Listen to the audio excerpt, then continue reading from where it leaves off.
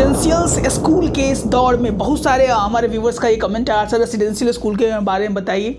तो residential school की हम श्रृंखला ला रहे हैं अपने इस वीडियो के माध्यम से। 1 to 1 we are talking about residential school in Patna. School Patna में कहाँ है, कैसे है, किस तरह की व्यवस्थाएं वो बच्चों को प्रोवाइड कराता है, उनकी फी और सारी चीज़ें को बताने का हम प्रयास अपने इस वीडियो के माध्यम से करेंगे। अगर पहली बार हमारे चैनल को यूट्यूब पर देख रहे हैं तो प्लीज़ लाइक से सब्सक्राइब, नोटिफिकेशन बेल को क्लिक करना नहीं भूलिएगा। तो लेट्स साइन इन। आज हम बात करने वाले हैं अपने इस वीडियो की श्रृंखला में जो पहला स्कूल निकल के आया है, that is called Patna Doon public school.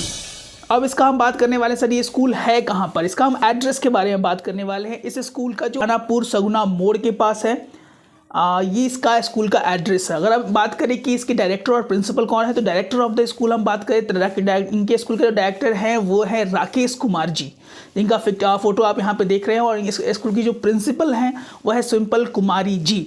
Word बहुत ही अच्छा दिया हुआ है यहाँ पे, success come to the those who with those who doesn't laurels on the past.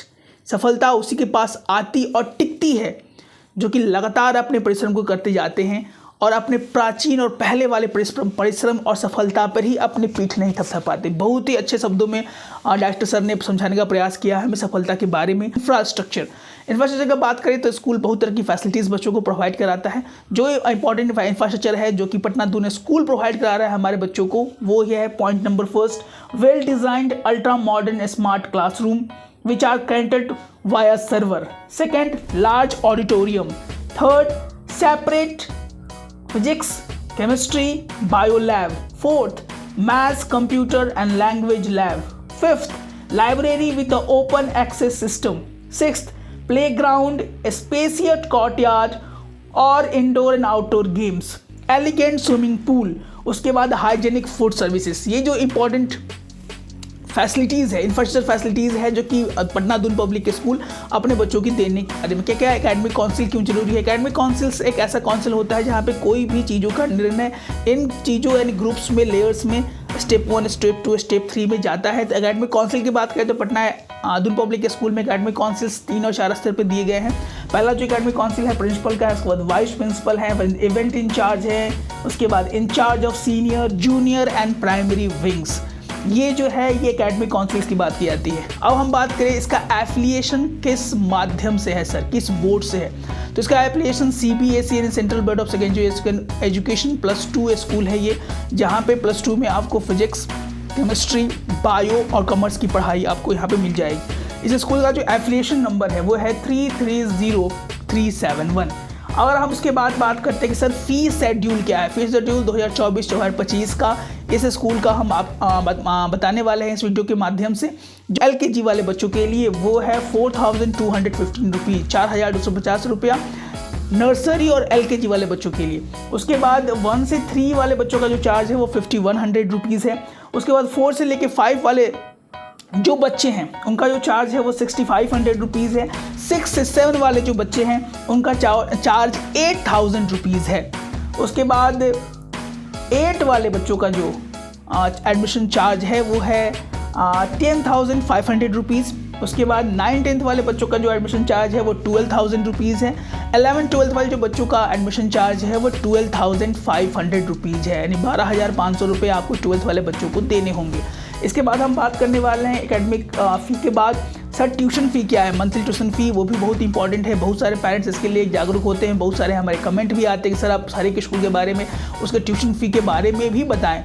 तो हम स्कूल के ट्यूशन फ़ी के बारे में ज़रूर बताएंगे हमारे प्यारे दर्शकों, हमारे प्यारे सब्सक्राइबर्स। लेकिन बहुत सारे स्कूल्स इन चीज़ों को जागरूक या इन चीज़ों को पब्लिश नहीं करते हैं, तो हमारे कॉपीराइट के खिलाफ आ जाता है।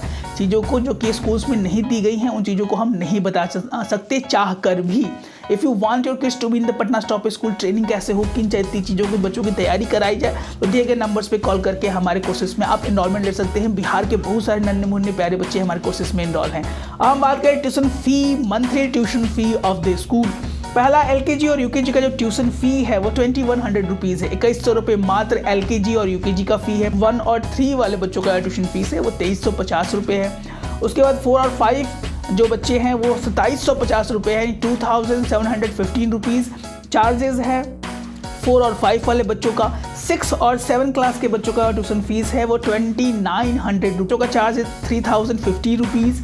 9 और 10 वाले बच्चों का जो फ़ी है वो है 3250 रुपीज़, यानी 3250 रुपये। 9 और 10 क्लास के जो बच्चे हैं उनको इतना रुपये पे करना पड़ेगा। 9-10 के बाद अगर 11-12 की बात करें तो 11-12 वाले बच्चों को जो फ़ी पे करना पड़ता है वो है 3450 रुपीज़, 3450 रुपये 11-12 वाले बच्चों को यहाँ पे फ़ी पे करना पड़ेंगे as a tuition, monthly tuition fees.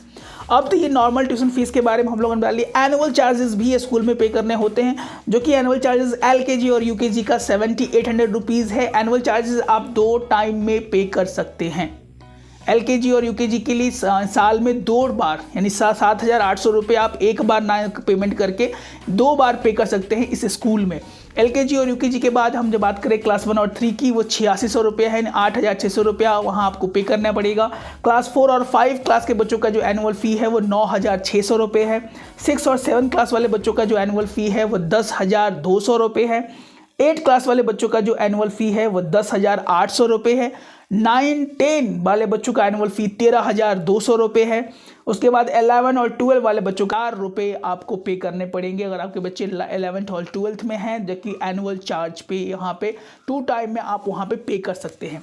अगर टोटल फ़ी की बात की जाए कि sir at a time of admissions कितना पे करना पड़ेगा, ये सब चार्जेस को लेके पूरा अगर फ़ी की बात की जाए तो LKG और UKG में आप एडमिशन लेना चाहते हैं इस विद्यालय में तो आपको 29,000